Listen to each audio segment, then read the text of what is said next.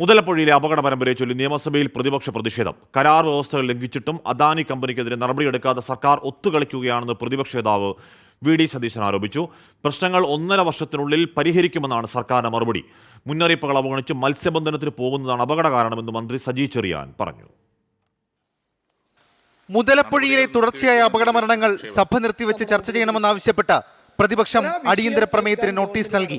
Dredging ഉൾപ്പെടെയുള്ള കാര്യങ്ങൾക്ക് Adani group തയ്യാറായില്ലെങ്കിൽ സർക്കാർ ഇടപെടണമെന്ന് നോട്ടീസ് നൽകിയ എം വിൻസെന്റ് ആവശ്യപ്പെട്ടു. അവിടെ മണലടിയുന്നതാണ്, അത് നീക്കം ചെയ്യാൻ ഉള്ള നടപടികളിലാണ് ഈ ലാപ്സ് ഉണ്ടായിരിക്കുന്നത്.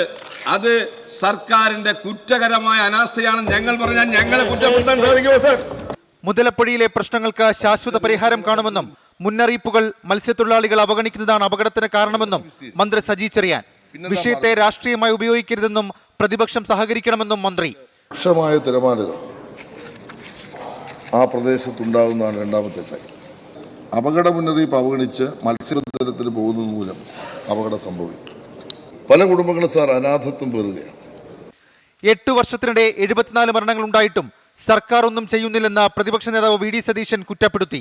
എഗ്രിമെന്റ് വയലേറ്റ് ചെയ്ത് അദാനി ഗ്രൂപ്പ് അദാനി പോർട്സ് ചെയ്തപ്പോൾ ഒന്നുകിൽ അവർ ചെയ്യണം, അല്ലെങ്കിൽ സർക്കാർ ചെയ്ത് അവരിൽ നിന്ന് പണം ഈടാക്കണം. നിങ്ങൾ ഇതൊന്നും ചെയ്യാതെ ഒരു നടപടിയും അദാനി ഗ്രൂപ്പിനെതിരായി അദാനി പോർട്ടിനെതിരായി ചെയ്യാതെ നിങ്ങൾ അവർക്ക് എക്സ്റ്റൻഷൻ കൊടുത്തു.